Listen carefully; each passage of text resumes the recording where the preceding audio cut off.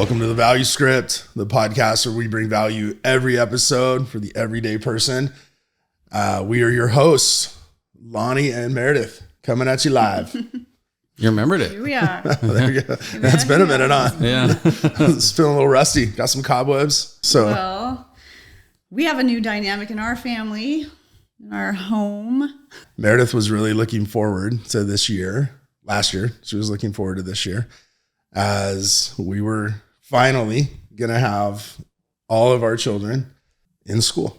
And she would not have to have them all home. And she was looking forward to the freedom that would bring, the opportunities she had to work on her own projects. And then we threw in the towel on that. Yeah, we decided to homeschool 3 of our kids, our 12-year-old, 11-year-old, and 8-year-old.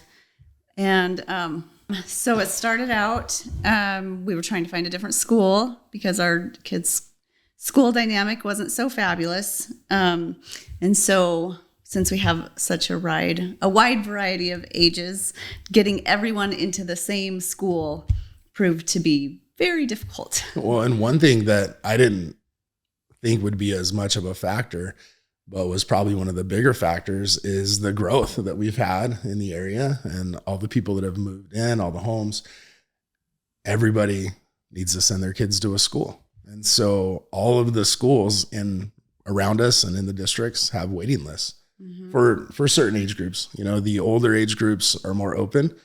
The younger age groups, we've been on a waiting list for a year at one school, and we still, our older 2 kids got in, but wouldn't that put your kids behind? The other 2 did not. So within your school boundaries, they have to let you in. Like if you're in this certain school district, gotcha. You don't have, Okay. The school is obligated to allow your kids to go to school there.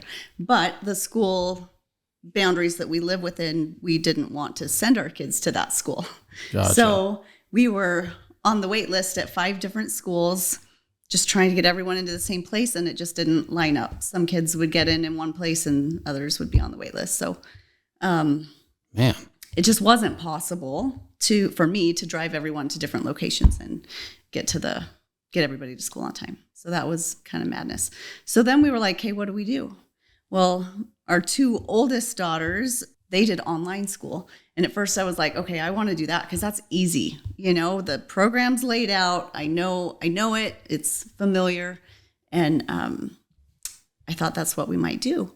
But as I did research and talked to friends and family members, I started having this idea in my mind that I needed to homeschool my kids. Did that make you nervous? So nervous. Really? So nervous. My biggest thing was I don't know what I'm doing. I don't want them to get behind. I don't know. I want something laid out for me so that I know that they are where they need to be and that I'm capable of teaching them and giving them all the instruction that they need. So that was really stressful and really hard. I have family members and friends that do the good and the beautiful, which is a homeschooling program that really is phenomenal. And so as I looked into that and I talked to a really good friend of mine, she encouraged me and helped me know that it's a fantastic program. And she's like, you can do this. Don't be scared. So I had some friends that did homeschooling, but I never really understood it. So do they just send you the curriculum and it's like online in a sense, but at home, right? So with the program that we're doing, it's not online. They send you the material that you need for each subject. And so you really, with homeschooling, it is very loose, I would say. As in you can choose curriculum, if you want to do your math curriculum with this company and you want to do science with this, and you can really kind of customize it and do whatever you want. It's almost like college for high school. Yeah. And I was kind of terrified of that. I was like, I don't want to just be all over the place. I want some guidance and structure. And so the good and the beautiful has provided that. What do you want to describe the program a little more? So what I love about it, and we're just barely in, we're only a couple months in. Yeah. But what I have loved so far is like simple things, like in a math problem, it'll say like, Tommy wanted to earn money for a bike that he really wanted, and it costs this much money. So he had to work really hard doing this job and that job, and he earned this much. So how much is left for him to be able to get, what's the amount that he needs to be able to earn his bike? Like little things like that, where it's just like constructive social cues. Right. So it's almost teaching the kid too, like, hey, he earned this by working all this. Right. Yeah. Right. Or like with the language arts, like they'll teach facts about different countries in the middle of what they're reading, or just, I don't know, little things. It's very patriotic. It's very much Christian centered, based on God and faith. And the history is like real American history, like real history. Yeah. The actual history. Actual history. Okay. And the way our country was founded and how God was a part of that. I love that. So anyway, I don't know. I've just been really happy so far. So they don't hold back any information, like they like. Yeah. It's actually all there. The program seems to me to be really developed around creating character and creating a person, rather than just educating somebody to be able to pass a test. To be able to pass a competency. You do. All the kids are tested. They do take a placement test to help determine which reading program you need to get into and where they are in other subjects, so that so then you can take that information and say, okay, we're going to do Saxon math, and these are the grade levels that each child's going to study in, and it helps set the reading curriculum based on how well they can read and their comprehension, and that also determines the other subjects, history, science, and history, science, we're doing math. history, reading, science, writing, arithmetic, math. the 3 R's. We do art, geography. Oh, that's right. And I'm having my kids do handwriting because I want them to learn how to write in cursive. I feel like that is a dying art. That is a dying art. Be able Nobody's to ever doing it anymore. write nicely. Yeah. We're going to lose our written language. I know. Yeah. Doesn't usually work out well for societies when that happens. One thing that was kind of different too is we started homeschooling our 12 and 11-year-old.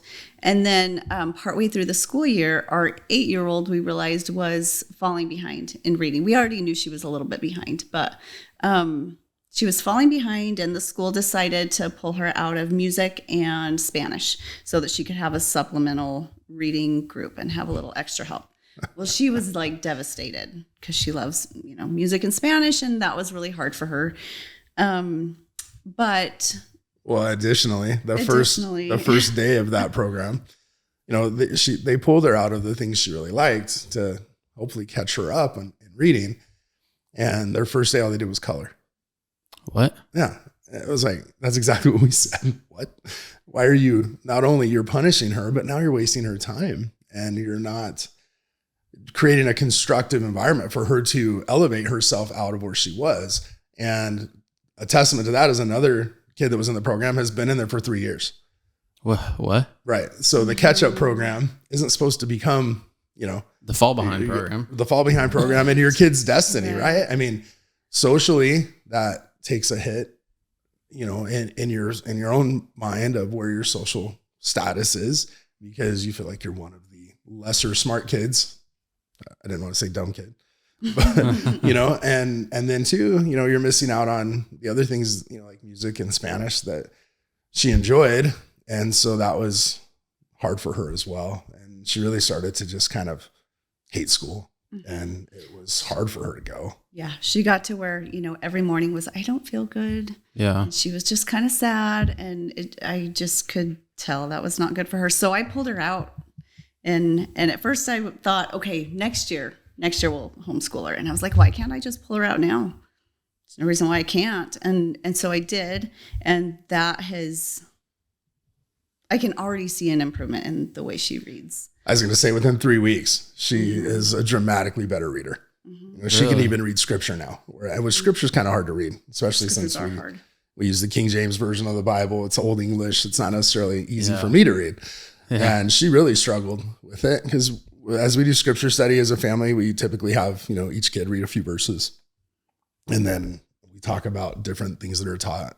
And as it came to her turn to read, it was she would panic, but it was, You're nervous. yeah, it caused anxiety for her because she didn't want to be the slow one of the family or not be able to read well. Anyways, 3 weeks later, she can read scripture. She's doing so much. She's doing really good. That's awesome. Yeah. She's happier. So, one thing I love too is doing the homeschool thing has given us the freedom to, like, we do a homeschool group, and I think a lot of homeschool families do that, but our group is just, I don't know, I think there's 5 different families now that are doing it, but my sister-in-law and some friends of ours, her sister does it. Anyway, but great kids. There's 17 kids all together, and they're divided, like the older kids and the younger kids.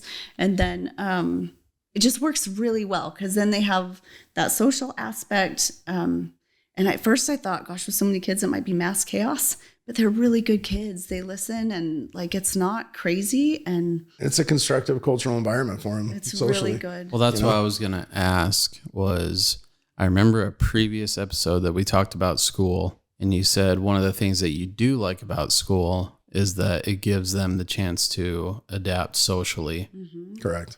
Mm-hmm. I think it's very important to So- learn how to talk to people, Yeah. to exist in society, to, there's elements like learning how to deal with peer pressure. Yeah. Mm-hmm. It's hard to do that if you don't have peer pressure, if you don't have peers, Yeah. not that peer pressure is great, but everybody's going to experience it. And we need to be able to teach our kids how to constructively manage that Yeah. rather than have it just be a lambasted approach of all the different social issues out there right now. Yeah. Mm-hmm. I think I was going to get to a question where it was like, were you guys nervous about homeschooling in the sense of maybe that took it away? Yes. Yeah. Yes. Yes. That was a big concern for me, especially. Mm-hmm. And that's where the benefit of having the group and the kids, they do have social interaction, Yeah. and they have a peer group. And they do projects, constructive. and they have to present to the group, that's huge. That's, that offers a lot of growth. And we kept our youngest in school. He's in kindergarten, and he has a phenomenal teacher, and that's really great for him. So we kept him in school. And I don't know, I just think in our society right now, the way the school system is, I feel like there are probably a lot of parents that are worried about their school, worried about the education that their kids are getting, or worried about the social construct that's being taught. And what crazy the books they're going to have to read.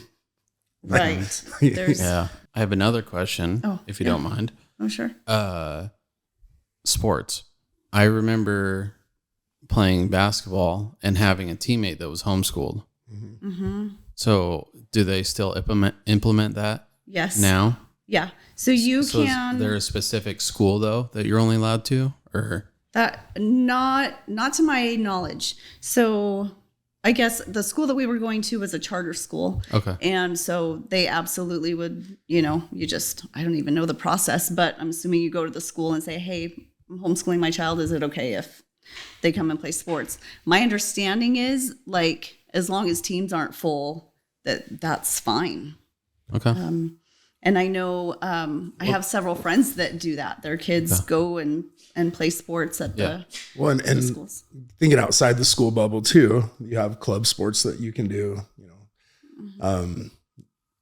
extracurricular things like jujitsu, boxing. Our kids have been doing that as well. Yeah, it's good. There's certainly ways to give your kids the social aspect that you want them to have if you decide to homeschool. And also one thing I was really scared of is the time commitment. Yeah. I mean, obviously we have 7 kids. We're busy, and you've got, your business stuff, and there's just a lot on our plate, but it has been so good. Nice. It's also been so good for me to have that one-on-one time with my kids. The one-on-one time that I have to work, especially with Paisley and her reading and all of that, is just really, really beneficial and good. I can tell that lifts her spirit. I think one of the main motivating factors for us doing this is we feel a huge responsibility to shape, teach, and raise constructive, good human beings that contribute to society. And I feel as a parent, that is a responsibility that you don't want to sidestep. You don't want to just allow whoever or whatever to indoctrinate your kids. And if you're not confident in the education they're receiving, or the social structure that they're in, if it's not serving them and helping them to become better human beings, more capable human beings, more driven human beings, it's your job to fix that. You are the parent. Yeah. Nobody else is going to come and save your kid. Yeah. And that's one of the things we learned from some of the public school systems that we've dealt with, that they have metrics and they have ways they measure how effective they're doing as a school. And a lot of times those priorities that they have are not necessarily what's going to be best for your child. And so it's important to be involved. It's important to know, what are your kids learning? What's the curriculum that your kids are going to be getting from school? Be involved in the parent-teacher associations so that you actually have a say in what can and cannot be taught in your kids' classrooms. There's so much right now about, there was a PTA meeting where a father was reading a book and it was so sexually explicit that they made him stop reading it. And he was like, "Why are you making me stop reading this book? You're forcing my 12-year-old to read it."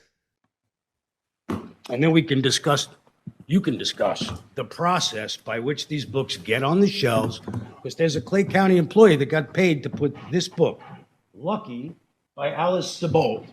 I'm going to read things. If there's children watching, cover their ears. He began to need I'm going to stop you right there, sir. I'm going to stop you right there. Turn the microphone off. Turn off his microphone, please. I've told you I'm stopping you. The reason I'm stopping you is because these meetings are, if you'll hush your mouth for a minute and listen instead of just talking, you may learn something. It's safe enough for our schools and our children. You should be able to listen to them. Well, the problem is, sir, is these meetings are broadcast. But you won't let me read it here because it's too explicit for you guys. It should not be available for my 12-year-old either. Yeah. And, you need to be in front of that. You need to know what your kids are being exposed to. Yeah. Mm-hmm. And this allowed us the ability to do that for the children that we're homeschooling. And we're we're trying to be on top of as we can. Yeah. Of, we have a son in high school and, another son in kindergarten, and they're doing great. Mm-hmm. Our son in high school is in a new high school this year. He wasn't thriving in his old one, and he seems much happier. He has less anxiety about going to school. Mm-hmm. He just seems to be doing better. It has been good. And for our girls, we were talking last night, just the difference in attitude and the way that they interact with each other, the way that they, I don't know, if you really pay attention to your kids and how they interact with their friends or who their friends are, they really start to become like their friend group, for better or worse. If they've got a really solid, good friend group, then fantastic. If they don't, you can see a shift. You can see where they start to gravitate. That's how it is for anybody. But there's definitely been a positive change that way with our kids. It's kind of like they say, if you hang around with 5 millionaires, you're going to be the next one. If you hang around 5 crabs, for lack of a better term in life, crabs don't. One of the reasons crab pots work is because when other crabs try to escape, those crabs will grab them and pull them back down. And people do that a lot. They don't necessarily want to see others succeed where they've failed because it makes them feel worse. And so a lot of times as humans, we act like crabs. And so surrounding yourself with the type of people that you want to become, surrounding your kids with the type of people that you want them to become, is vitally important, because it does matter. I've heard as well, if you want to see what your future looks like, look at who the 5 people you spend the most time with. And that's what your future is going to look like. If you don't like that, you need a different circle. And you need to be willing to give yourself that, so that you can achieve what you are here to achieve in life. Sometimes it can be scary to make those changes that you might think are necessary, but you don't know how to get there. I know that's where I was. I was like, oh my gosh, we need something different, but I'm terrified. Like, that's a big deal to homeschool. But I'm so grateful that we did. It's been nothing, like no negatives. It's been nothing but positives. So I'm thinking about it from the perspective of families that are curious about more about the homeschooling. So like one of the categories would probably be pricing. So, Okay, so there's this fantastic program, I guess, where you can get reimbursed. I think the way that I understand that it works is each school is given a certain amount of money to be able to educate the kids. And if you homeschool, you are able to have access to that money. So you have to apply for it. It's really fast. It takes 10 to 15 minutes to fill out the stuff for each kid. So it's super quick. It's called Empowerment Scholarship Account, ESA.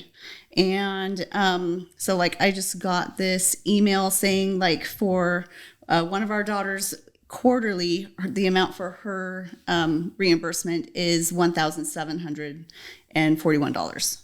So what you do is you have an account, and you can go in and specify you can put in all kinds of stuff if there's a fee for your kid to play soccer, you can put that in there.